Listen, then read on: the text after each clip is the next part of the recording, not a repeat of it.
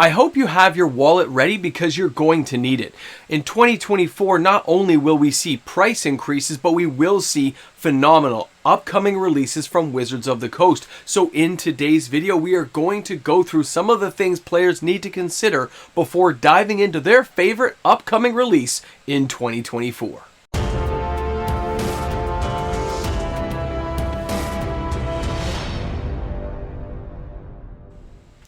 I almost feel like that famous line from Star Wars, Return of the Jedi, where Admiral Akbar's like, it's a trap.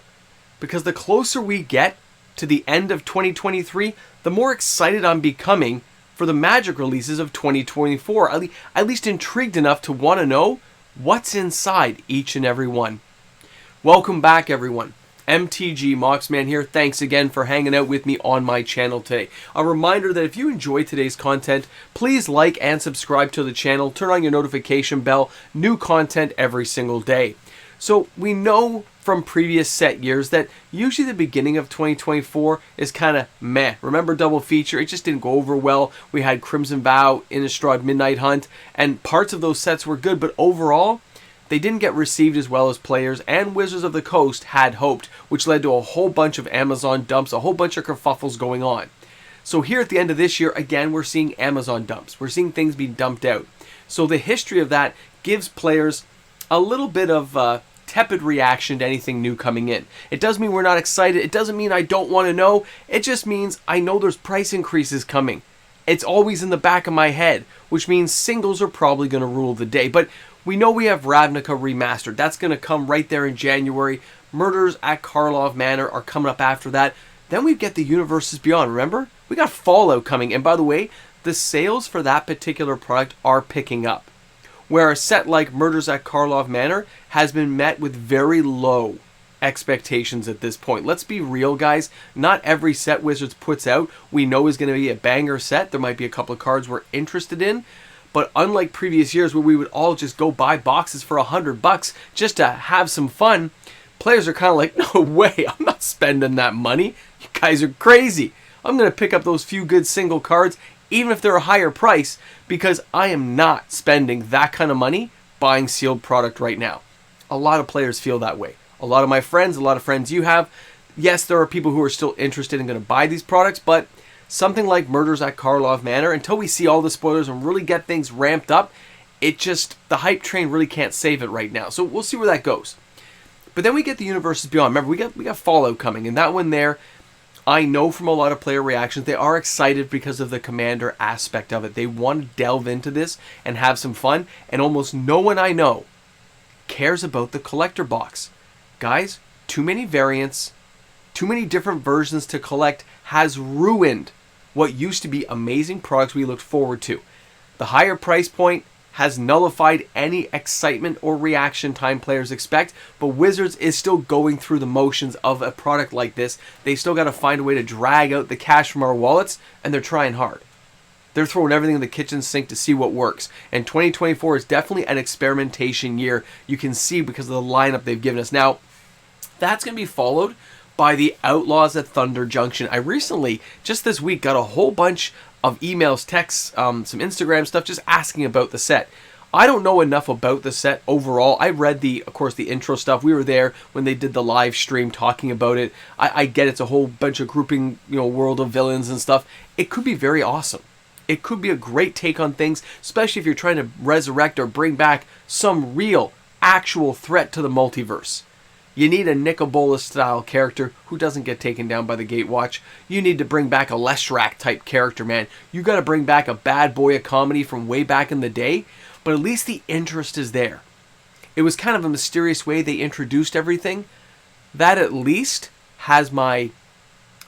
I'm curious. That's a good sign. If I'm curious, chances are tens of thousands of other players are at least curious to see what they do with the product. That doesn't mean you're going to get our money, but if you put enough good singles in there that can be played in multiple formats, they're still going to see strong sales on a set like that. But then we follow up with Universes Beyond. We got that Assassin's Creed, right? Assassin's Creed comes up.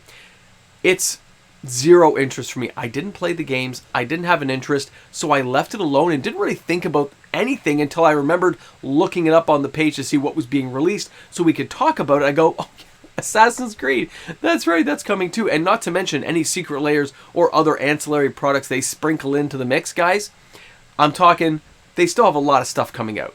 We all know they need to slim down further, get rid of the variants, bring things back down to a manageable expectation that players can start getting excited again. Not just intrigued or curious, but actually excited for products. And our next one is that, because when we get the Assassin's Creed, right before that is Modern Horizons 3. And we know from Modern Horizons 1 and Modern Horizons 2 and a whole bunch, I remember doing the community thing where I asked the poll about that. This is the set that everyone's excited for. This is the one that has most people bursting at the seams to see what Wizards of the Coast gives us. And I've done recap videos talking about previous ones where they gave us a whole slew of reprints, which means we're probably going to see a lot of values slaughtered. And no, they probably can't change the ship on this. Those reprints are probably going to be included in the set. It's probably going to be a fairly large set, I would expect. I'm expecting to see the fetch lands in there, guys, because we need to bring those values down, make them affordable for players. Wizards just got to, cash in. They're going to have marquee cards in there. You might see things like Ragavan coming back around. You might see things like Dark Confidant. You're going to see some cards coming back to just guarantee a certain level of value inside those products, because I think they're going to jack up the price. So as much as the excitement is there, I know everyone is talking about the cards in the set and the price of what that product is going to be. Some players are terrified, thinking about what Wizards of the Coast is going to do. Can you imagine being that afraid of the company that you're buying products from? It's like buying from your dealer. You're just like, I don't know about that guy, man. Some of the stuff he gives me is really good, but he's a crazy guy. That's how people feel. It's just too much money, and they tank their own value of the product, so it gets behind players, and they can't shake it. Okay, then we had the Assassin's Creed, but then the one that Moxman's looking forward to, Bloomburrow. Bloomburrow, the anamorphic animals, talking animals of original size. A squirrel's going to be the size of a squirrel. We saw, don't forget Deranged Hermit, in case you guys did. Deranged Hermit, reserve list card. If you haven't bought it, the price has come down again. Pick it up. Use my TCG affiliate link if you made it this far in the video, because that card, we know there's more squirrels coming. Wizards has keyed it on certain things. They've been giving us a whole bunch of animal creatures for the last couple of sets, because they got to bring enough animals into rotation that when Bloomburrow comes along, you can build decks with it. So speculators are going to go hog wild. Pay attention to it, because it's going to happen. If you're a speculator out there, I'm watching you, because we know what you guys do. We know. And if you're lucky enough to really be able to turn the profit over on it, congratulations.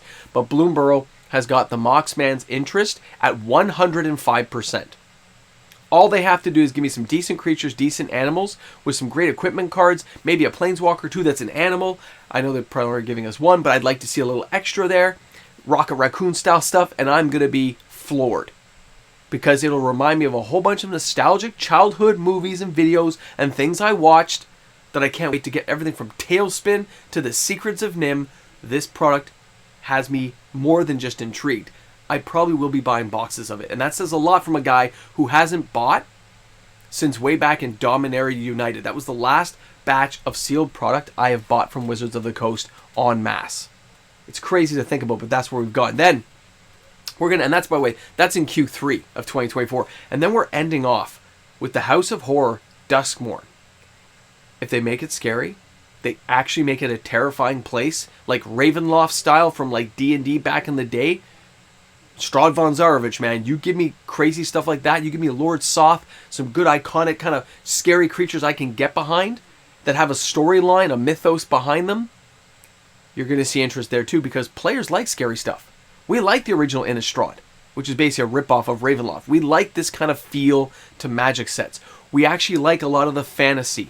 We like the idea of werewolves and vampires and wraiths. We like this stuff coming around, and Wizards could hit a home run on this one.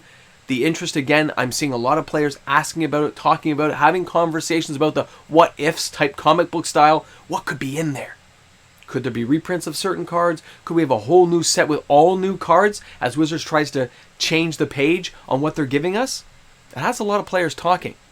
Which means for all those players having these conversations about these upcoming sets and all the ideas of what could be, you need to remind yourself that at this product price point, this company will have to go all out to get into our wallets. I actually expect a little bit of power creep, a little bit of action from a lot of these cards, and a lot of nostalgic tie-ins for Modern Horizons 3 to get players to really spend some cash. Because as they've kind of wound down some of the other product lines and slimmed things out, they've gone to the Play Booster full board by this point.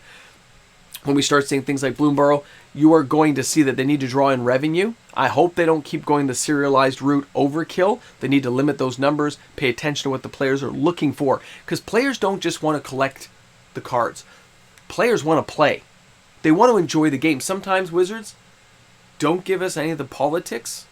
Just give us some good cards. Give us cards we can play with. Give us cards that will interact with other cards we already like. Build history and lore around the sets we already enjoy and the worlds we've already been to, but build it in a way that is positive for the players. That doesn't slaughter the value of cards they're enjoying, doesn't ban because you make an overpowered card that has to get, brought out of rotation 10 seconds after its life like Oko. Bring it in, let us play with it. If you build it, they will come. Guys, let me know what you think about this in the comments sections. Which set are you most excited for?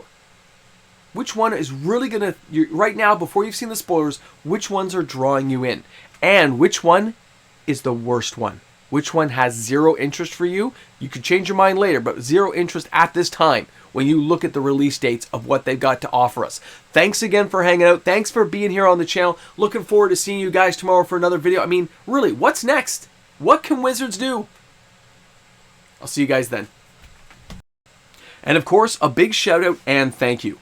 I have amazing patrons on this channel supporting each and every day, my YouTube membership members who allow for this content creation. So to every single patron I have out there as we near the end of the year, thanks again for that support. We're at the Ramble Jamble. You've made it to the end. You've already accomplished something today, and congratulations for doing so. Making it this far takes dedication, takes a strong iron will, and now you've made it. And guess what? Yes, I am out of copy. It's horrible. It's a nightmare. Why? Why does it have to end? I ask myself this every day. It's what perks me up and keeps me going 20 hours a day. Anyway, guys, I can't help but think about this. We're here at the end of the year. There's a couple of days left. We're going to be rotating into 2024. Now, I've been an active guy on YouTube now for a couple of years, right?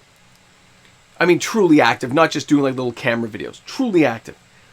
And when you see how far things have gone, the highs, the lows, it makes me more excited than ever to be here for 10 more years, just to see what happens, just so I can see the game evolve and play with it. Maybe I'm just being naive. Maybe it's my inner child being excited to see what's going to come out at Christmas, what's going to come out next year, what cards, what concepts, ideas, and designs. Even if they're from people like Chris Cox, they still have some good hits, man. They have some great cards out there that I get to play with and enjoy. I mean, their R&D department, the ideas they have are fantastic. I don't agree with every single one, but generally speaking, they got some talented people working there. Maybe the management's messed up, but I am excited. Bloomborough, it's warming my heart already. And I'll be honest, Modern Horizons 3 and Duskmourn, they're right up there. I'm scared of the price, same as you guys, but I gotta know. Anyway, thanks for hanging out. Thanks. You know what? No, you don't need a thanks. You don't need a thanks. You know exactly what you did when you stepped into this room with the Ramble Jamble. You knew what you did. 28, really? You made it this far, guys. 28.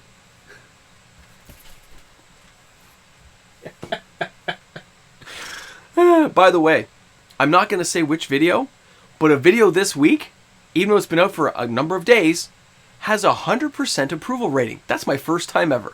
I know that's just random, but this is the Ramble Jamble. I can say whatever. One video is actually at 100%. 100%. You know the little thumb down, thumbs up? It's at 100% positive. Awesome. You guys rock. Have a great day.